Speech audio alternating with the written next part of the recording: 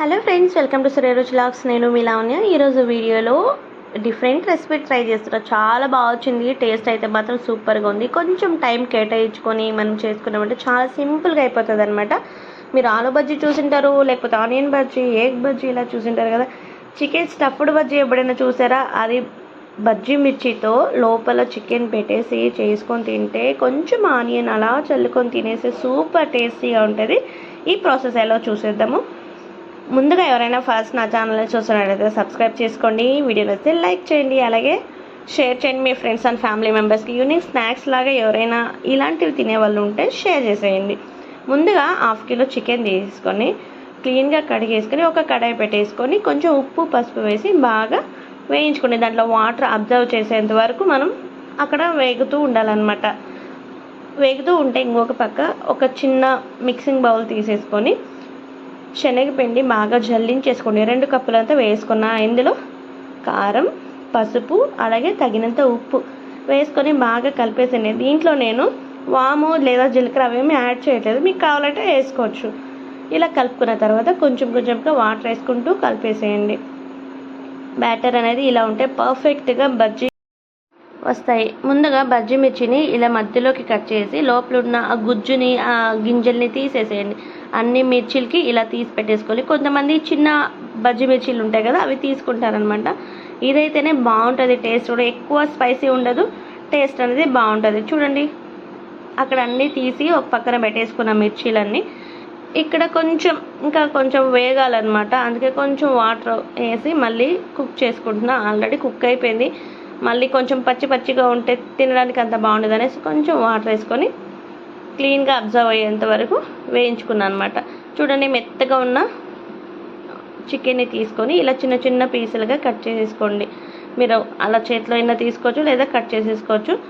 Deep ఫ్రైకి సరిపడా oil అక్కడ వేడైతూ ఉంటే ఇక్కడ మనము స్టఫ్ చేసేసుకోవచ్చు అనమాట. బజ్జీకి మిర్చి మధ్యలో ఇవి పెట్టేసుకొని కొంచెం ప్రెస్ చేయండి, అవి దగ్గరికి వచ్చేస్తుంది. ఎక్కువ కూడా స్టఫ్ చేస్తే మనం డీప్ ఫ్రై చేసేటప్పుడు బయట వచ్చే ఛాన్సెస్ ఉంటుంది, అంటే పిండిలో పడిపోతుంది. అందుకే చూసి వేసుకోండి. చూడండి, కొంచెం అలా పెట్టేసుకొని లోపల స్టఫ్ చేసుకొని చాలా రకాలుగా బజ్జీలు చేసుకుంటూ ఉంటారు కదా, ఇలా ఒక్కసారి ట్రై చేయండి.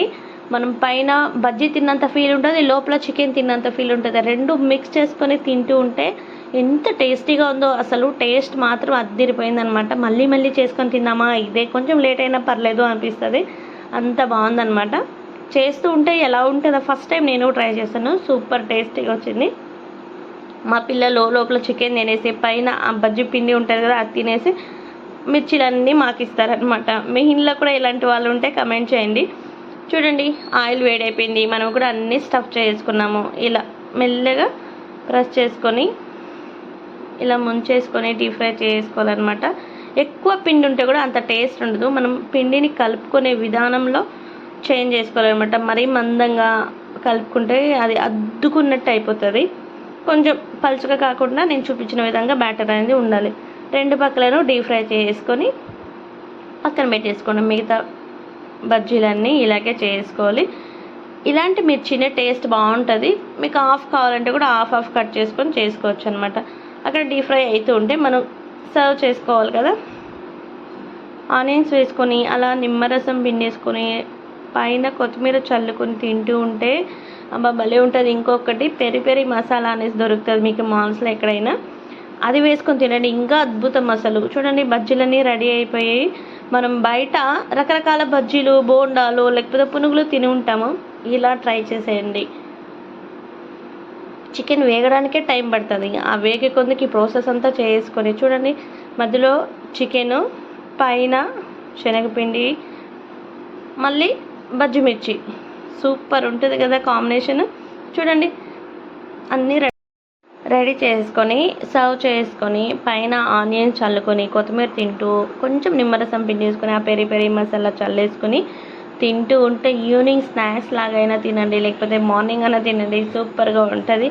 మార్నింగ్ బజ్జీలు అంతా తిన్నాం కాబట్టి ఈవినింగ్ స్నాక్స్లో ట్రై చేయండి, సూపర్గా ఉంటుంది అనమాట. చూడండి ఎంత బాగుందో. తింటూ ఉంటే అసలు బజ్జీలే తింటున్నామా, చికెన్ పకోడీ లాగా చేసుకుంటారు కదా, అది తింటున్నామా అనిపిస్తుంది. సూపర్గా ఉంది. మీరు ట్రై చేసేయండి. మీరు ట్రై చేసిన తర్వాత మీకు ఆలోచన తప్పకుండా కమెంట్ చేయండి. వీడియోలో లైక్ చేసి, షేర్ చేసి, subscribe. Thank you for watching.